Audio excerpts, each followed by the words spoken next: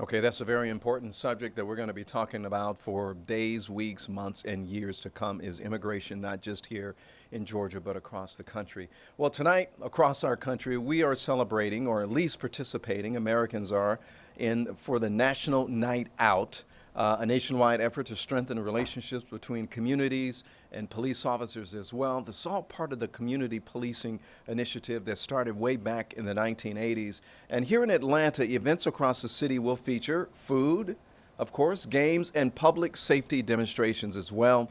And joining us right now is District 11 Council Member Wayne Martin to talk about why these connections really matter when it comes to families and law enforcement Yeah. and Happy National increasing Night Out, trust everybody. between both of those. So, first of all, thank you for joining us Yes. right now. No, man, I'm glad to be here. I'm glad to be here. How are you? I think we're hold up, Can you Council okay? Member. I think we're having some technical. Okay. We're good. Okay. I can hear you very Yeah. well. All right. So first of all, it looks like you guys are having a national night out right now where you are. Talk We are. about where We are. you You see the are and crowd behind me? explain what national night out means to folks here in Atlanta. Yes, yes. Well, National Night Out is one of my favorite times of the year. It's where neighbors come together and we get outside and we enjoy each other, all under under the guise of having a good time and promoting public safety.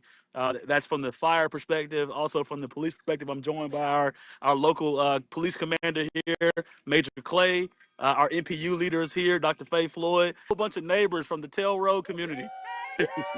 Hey, what's up, y'all? Hey, so here's the deal, council members. So I'm a former police Playing. officer from way back when, out of Oakland, California, Okay. more than 30 years ago. And even back then in the Wow. 80s and 90s, we talked about the importance of community policing and Yes. accountability. How do you think, and I, Yes. I know the answer to this, but how important is it for our agencies to be transparent and be held Yes. accountable where, and how does that benefit the community as well?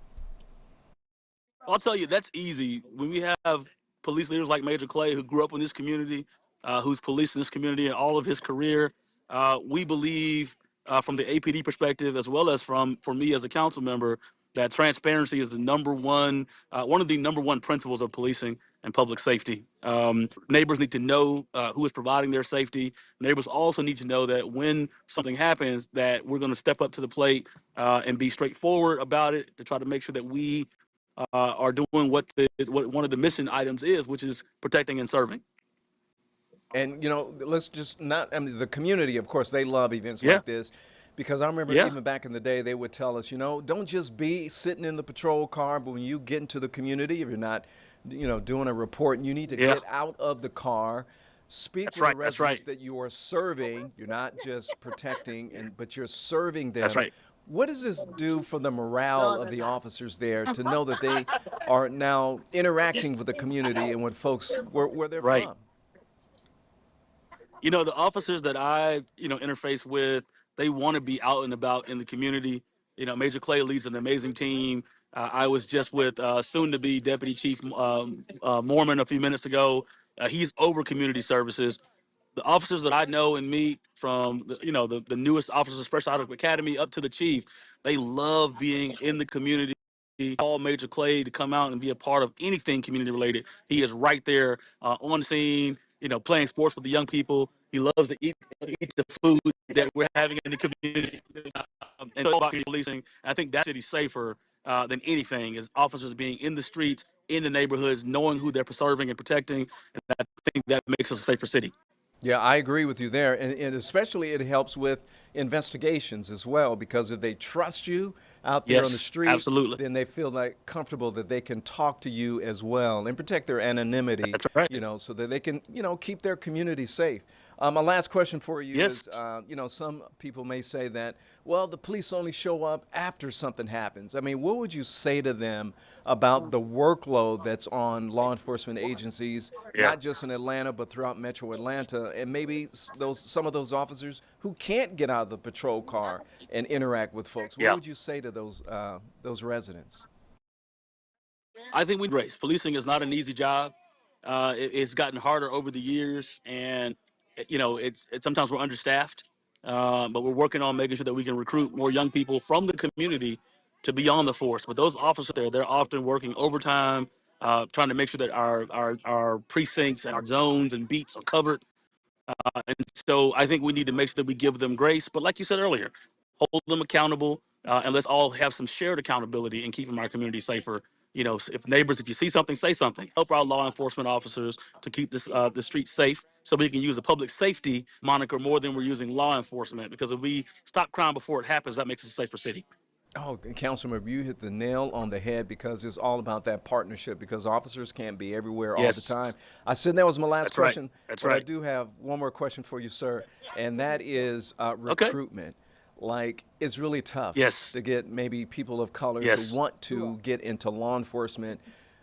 How Yeah. do we do that? How do we get more people who never even thought about law enforcement to actually want to serve their community that way? I think it starts with, to the point you made earlier, making sure they understand that you are a part of the community when you sign up to be a public servant in the police department. And again, policing is not just about arresting people. Policing is about being at events like this. Letting in that I'm not here to arrest you. I'm not here to treat you badly. I'm here to make sure that we are safe from outside forces. And so the more we work together on keeping our community safer, we can do that. And so I'm all about getting into our high schools, letting folks know there is a career in law enforcement. That maybe you don't have to carry a gun. And maybe you can get a role that is non-emergency related. But we need men and women. We need service people that are willing to step up to the plate and help make our city safer. And it's not about, you cannot arrest your way into a safer city. We have to do No. community policing. We have to have policing alternatives. I think that's how we become a safer Atlanta. Okay, I love that. I love that. It's been 30 years, I said, before I put on the uniform. I think it's a little Yeah. too late for me to join APD, but if I had to, I would be ready. Council member Wayne All Martin right. from District 11, thanks for stopping by the Yes. 11 Alive Streaming Center. I really appreciate it. And tell everybody back there, I don't know if you guys can see me or not, but just tell them I said, hey. Yeah, they can see you. Hey. Hey. All right. All right. All right, All have a great right. day. Have fun. We'll You talk to too, you my soon. friend.